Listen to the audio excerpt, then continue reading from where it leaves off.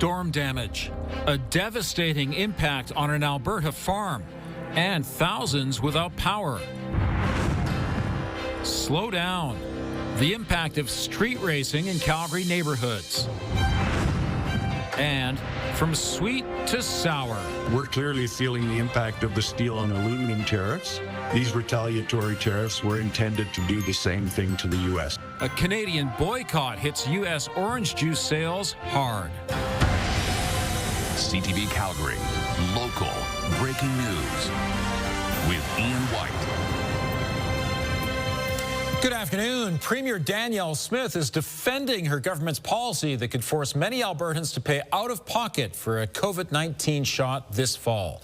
Mark Villani is live in Northeast Calgary, and Mark, Smith says mitigating costs is her main goal, but there could be a way for Albertans to work around that.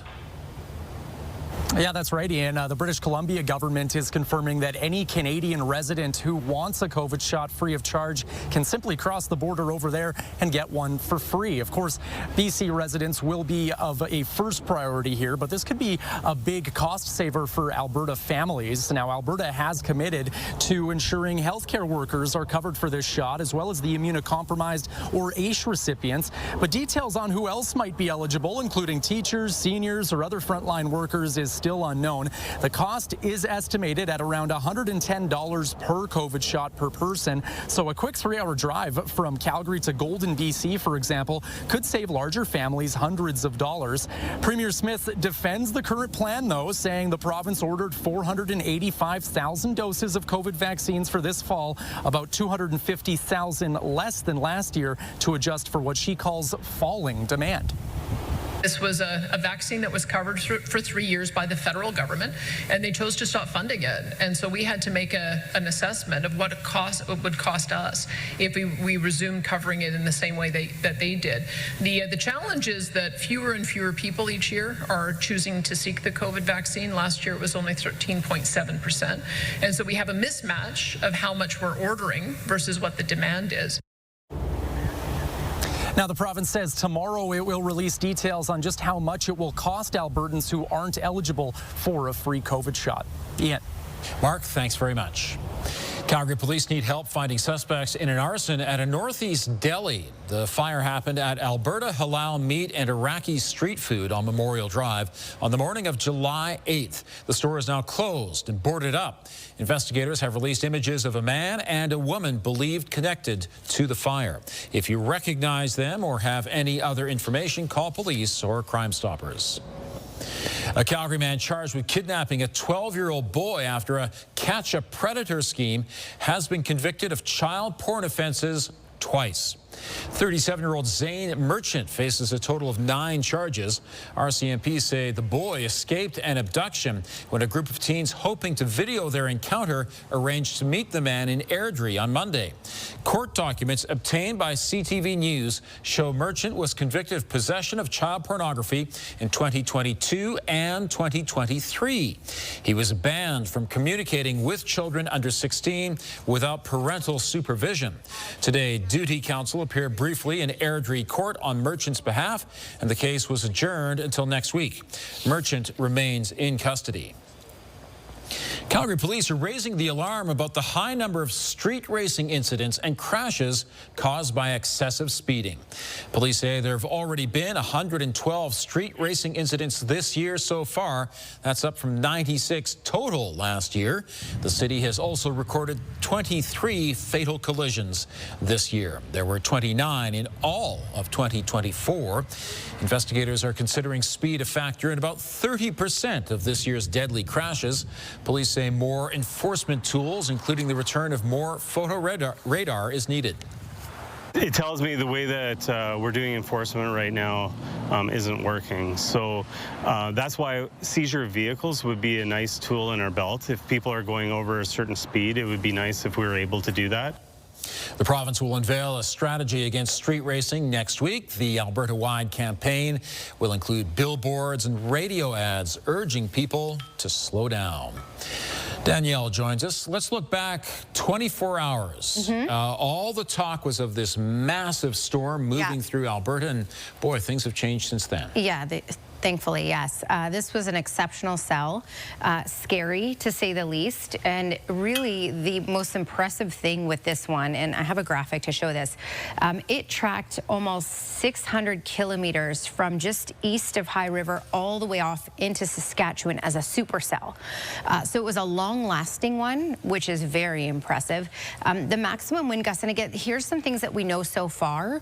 We have the Northern Hail Project, Northern Tornado Project, going out to investigate Environment and Climate Change Canada as well. So we'll find out more down the road here. But at this point, 150 pretty much kilometer-per-hour gusts in Atlee. And Atlee is basically between Bassano and Empress, where the storm was tracking, and at what we know at least is golf ball-sized hail. So it was an impressive system. It was a scary one, and thankfully it's gone and out of the way. And you can see that system to the north of us, that is not moving in. We have high pressure building in, so that's going to redirect that right off into Saskatchewan, and we don't have to deal with it at all. In fact, we are looking at about a 10-day stretch of stable weather, which is pretty phenomenal. 20 degrees, so it's a little on the cooler side, a couple degrees below normal on average in southern Alberta. Calgary included in that, but we will slowly climb and it will get quite hot in the coming days. All right. If you look at your 24-hour forecast, brought to you by Fifth Avenue Volkswagen, where you could win your ride, see fifthavenue.com for details. Okay, when we look at your 24-hour forecast, it's nothing but sun, a high of 21 degrees for tomorrow. More details coming up. Thanks, Danielle. A Calgary man has been publicly displaying heartfelt messages to his wife for the last 29 years to drivers on northbound McLeod Trail. Shane Basson gets up at 4 a.m. and heads to a hill near Canyon Meadows Drive. The messages are for his wife, Sandy. They've been married for 27 years, and this started after just their second date. In the summer, the designs only go up for special occasions and are taken down after a few days. But in the winter, they're there as long as the snow. It's always been Sandy somehow. Like, you'll see some pictures.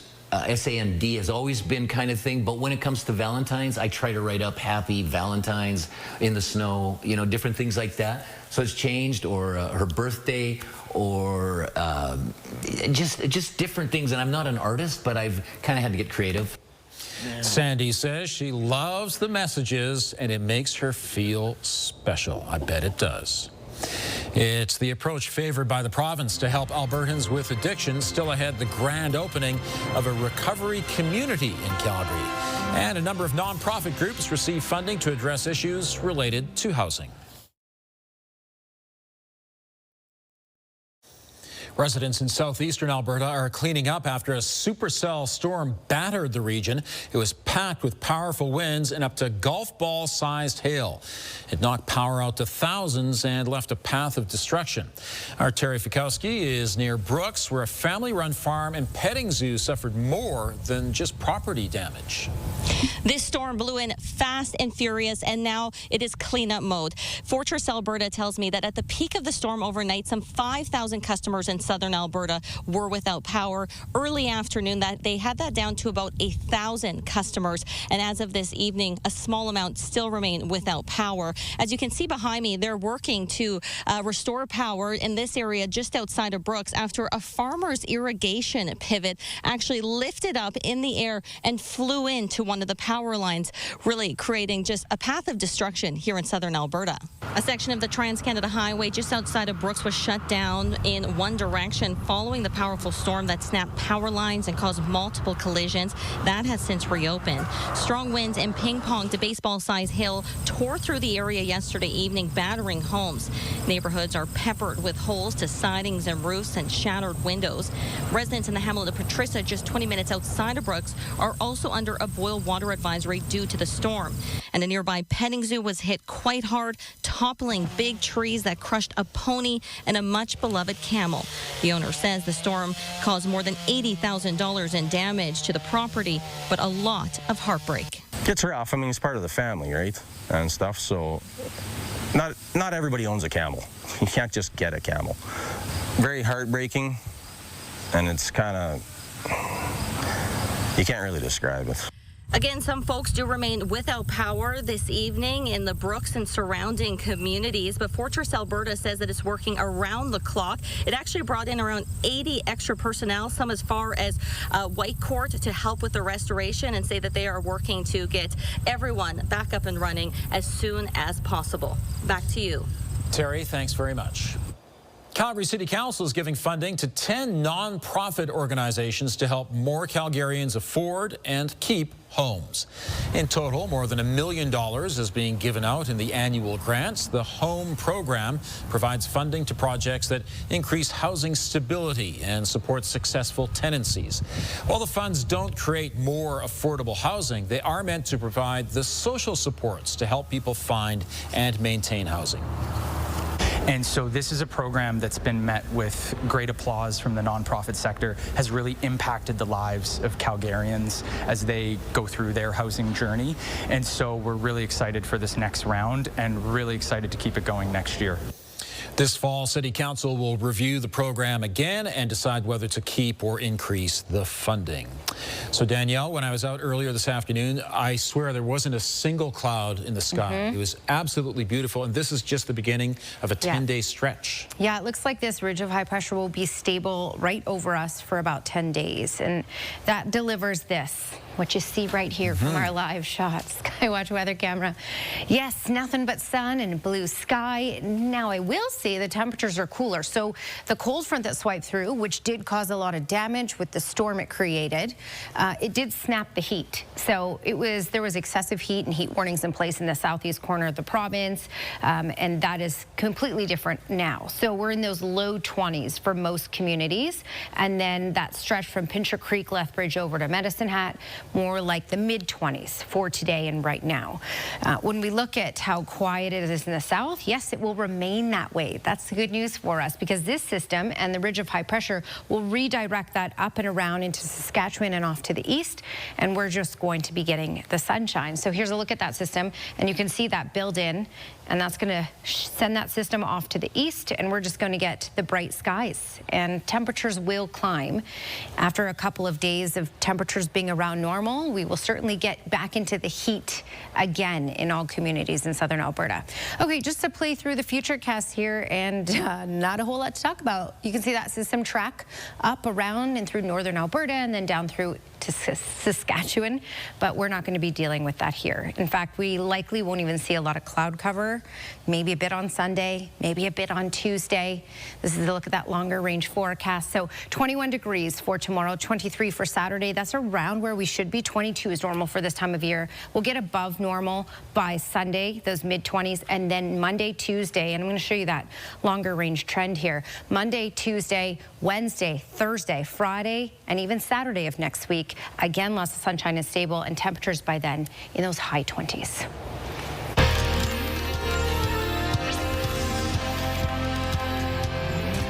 The Premier and other government officials have marked the opening of a new recovery community in Calgary. The facility is the fourth of its kind in Alberta. It provides holistic long-term treatment for people pursuing recovery from addiction. The centre actually opened earlier this month with 74 beds and capacity to serve up to 300 Albertans each year. The government says recovery communities are a key pillar in its recovery model.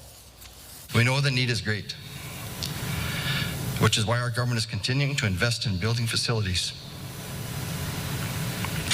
Sorry, I've just seen the need out there, and it's heartbreaking.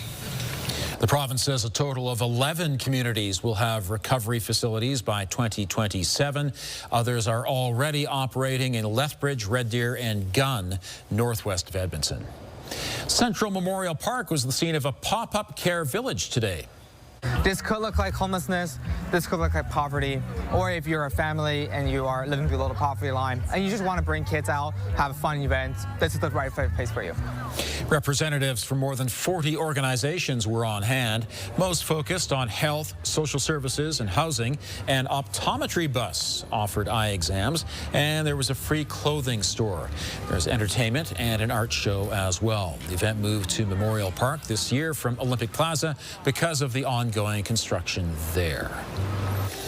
It may be your opportunity to party with the Philharmonic.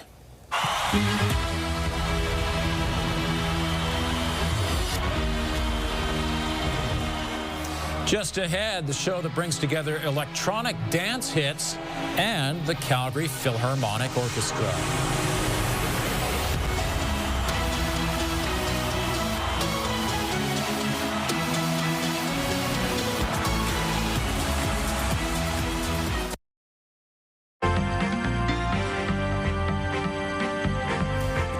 Agency is taking a very close look at a certain portion of Canadian taxpayers. Joining me is Faisal Karmali, Portfolio Manager with the Popwich Karmali Advisory Group. So Faisal, how did the markets end the day? In Canada, we were up triple digits. If it wasn't for energy and materials, well, it would have been flat. But so we got a nice little bump here in Canada. Keep in mind, the TSX is up almost triple the value of the S&P 500 in Canadian dollar terms so far this year. Okay, and let's take a look at the CRA. It's penalizing some taxpayers for not reporting the sale of some residential real estate. Yeah, let me go through the one court case that went through tax court. This individual out of Toronto did not claim his principal resident exemption, did not even claim the sale of the property at all. And so then CRA went back and penalized him. He went to court and lost. He had to pay tax on a $159,000 capital gain plus a $21,000 gross negligence penalty as well. So what's the learning outcome? Number one, whenever you sell a property, even if it is your principal residence and you don't have to pay tax on the capital gain of your principal residence, still file it on your income tax. Make sure you get proper tax advice. This is very important as Canadians do sell on an annual basis. You will have to report regardless, even if you don't have to pay any tax on it. Meantime, there's quite a dire warning about small businesses in Canada. According to the Vice President of Research at the Canadian Federation of Independent Businesses, 40% of small businesses will go out of business sometime over the next year. I don't necessarily agree with the 40%. I'm on some chat groups and some conversations with CEOs across this country. I'm not getting that high of a number. I'm getting more like 20%. But regardless, 20%, 40%, the point is it's going to be an impact to business owners, and these business owners are also employers. It will possibly impact the employer side and the employee side. So we're really hoping that Carney gets a deal done as soon as possible. Yeah, it could be a domino effect. Faisal, thanks very much. Thanks for having me. Demand for orange juice is drying up in Canada. Shipments to Canada plummeted in June, the lowest in more than 2 decades. Supply issues in states like Florida, because of disease and extreme weather, are factors. But retaliatory tariffs on U.S. citrus and orange juices are also at play. We're clearly feeling the impact of the steel and aluminum tariffs. These retaliatory tariffs were intended to do the same thing to the U.S. Sunterra Market in Calgary says some shoppers are branching out, trying lower-priced mango and pineapple juice instead. A Calgary teenager has died following a jet ski crash in Ontario. Here's Tara Nelson with a look ahead to CTV News at 6. Hi, Ian. Another girl also died in that same incident. It happened on Lake St. Clair near Windsor. The 16-year-old from Calgary was visiting the area. We'll have more details just ahead. Also, the cleanup continues in the Brooks area. We'll have more on the significant damage that we are seeing across that region. Ian. Thanks, Tara.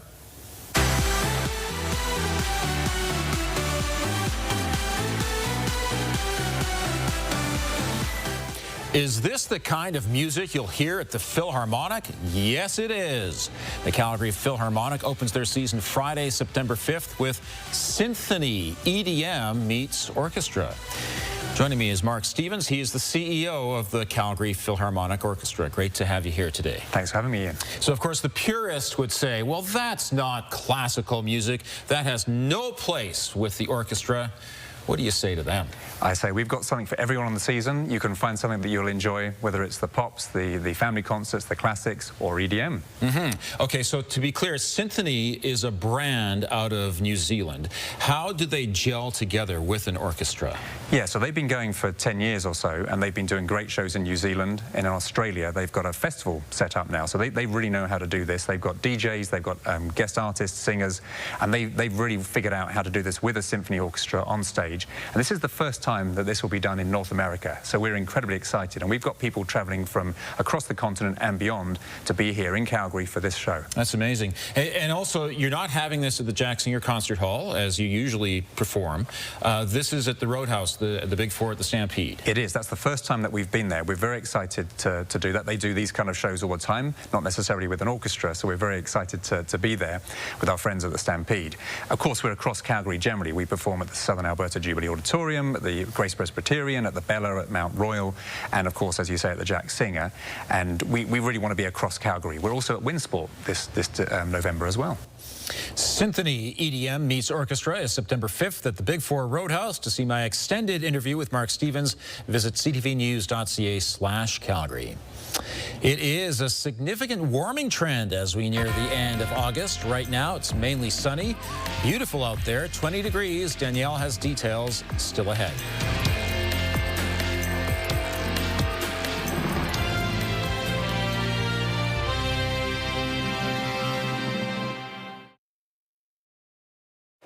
Okay, between blue sky, sunshine, and electronic dance music, everyone's in a great mood. Right? That's going to be so fun. Yes.